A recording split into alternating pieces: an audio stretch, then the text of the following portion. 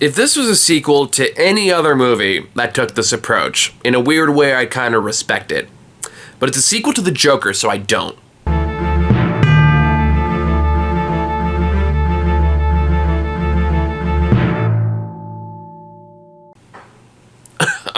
Alright, guys, back again for another review. This time we're talking about Joker 2, which is the very controversial sequel to the, for some reason, billion-dollar movie directed by Todd Phillips of the Hangover movies, who has now tricked the world into thinking he's an auteur director when he's just a pretentious douchebag. And was definitely an incel and anti-woke kind of a person. This is based on the interviews I've seen of this guy. I just do not like him. And I hated the first Joker movie. I fucking hated it. I hate it then. I hate it now. And it created such a awful fan base that just really, I don't want to say took the wrong message from it, because I feel like the message was like, and we'll talk about that in a minute, who just related to a character who should not have been related to, and Todd Phillips shouldn't have inadvertently or maybe advertently rewarded that kind of behavior. I think we called Joker in our original review of the first one as like anti-left propaganda, and I think I still stand by that. I still think it's largely accurate. This one is definitely an extremely bitter, angry sequel towards the people who liked the first one. And again, if it was a sequel to a better movie, I'd honestly kind of respect that. Like, if this is a sequel to Fight Club that took this approach, I think that'd be fucking brilliant. But it's not. It's a sequel to fucking Joker, which is a movie that's way deeper and way smarter than it actually is.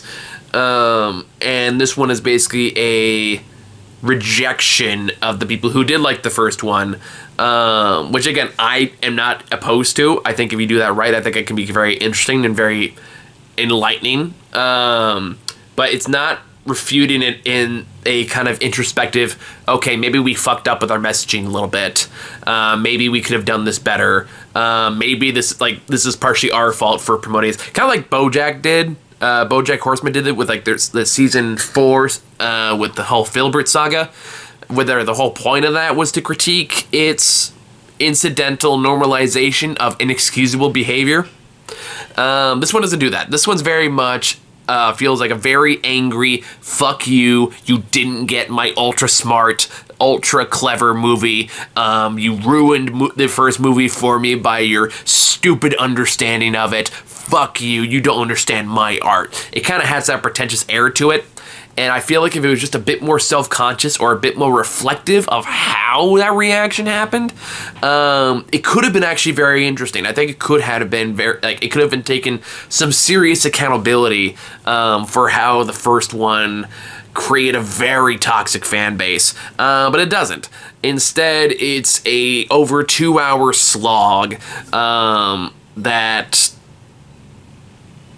is also a musical for some reason, but it doesn't want to be a musical. It doesn't want to be labeled as a musical. So everyone's trying hard not to label musical, even though it clearly is. And I kind of get why they don't want to be labeled that, because it's not a very good musical. And it doesn't understand the language of musicals. And it doesn't understand, like, everything that goes into making these songs emotionally resonant and their place in the story. It's more like, if you want to use music to convey emotion to an audience, that's totally good, but it's not what these songs actually do. It feels like a crappy jukebox musical by someone who vaguely understands how they work. And every time a song comes up, it draws whatever other is going on, or anything else going on in the movie, to a just screeching halt. So Joaquin Phoenix can sound like an anti-tobacco commercial for 3 minutes. And like, of course, Lady Gaga's in this. She plays Harley Quinn this time around, which I thought, like, the minute I saw her, I was like, oh, they're gonna do the same thing they did in the last movie where she's not real, it's all an illusion. And to be fair, they don't do that. But she is clearly an avatar for the fans of the first one, and how misguided and how, like, drawn in by how disappointed she is by the reality. And again, in a if this was a sequel to a better movie by a less arrogant director, you can make that really interesting. I think it's kind of frustrates me with this movie in particular is like it feels like wasted potential. So was the first movie, and it's just done by someone who doesn't have the talent to pull all the pieces together, even though he definitely thinks he does. So what you ended up with is a movie that's kind of for nobody except the anger of Todd Phillips, which again, I can't emphasize this enough. I don't think that's a bad thing and hit on concept. I think audiences don't often know what they want most of the time. I think it's the directors and the creators' job to show them what they want, as opposed to kowtowing entirely to what they want every single time. I think it's how you devoid everything of creativity and you stop taking chances. But in this case, the narrative it creates and the beliefs it has about itself do not match to a substantive, satisfying narrative conclusion.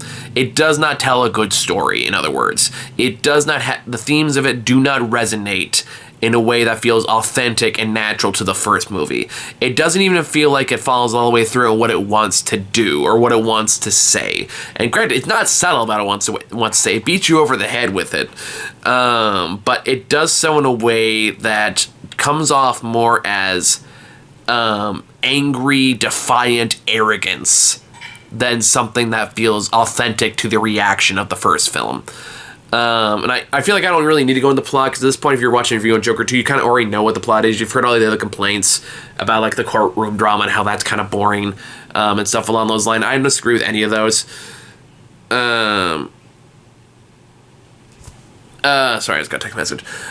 But at the same time, yeah, I mean, I don't like, I don't want to just go over everything everybody else has said. Like, so this is pretty much my opinion on it. There are good examples of this kind of concept done right. This is not one of them. So I can't, I hated the first one. I hated the second one. I'm glad these movies are over. I hope that Todd Phillips doesn't get more pretentious acting jobs like this. So, I don't know. That's my thoughts on Joker 2. So, thank you all for watching. I'll see you in my next video, which will be about what is the lucky guest we're going to have today, as I pull up my AMC watch history. But my app doesn't want to load, so I'm pantomiming. And I'm going to do a thing. Here we go. I need to widen my gap here. There, your past year. What did I see before Joker 2? The Wild Robot. So next review of The Wild Robot. So thank you all so much for watching. I'll see y'all later.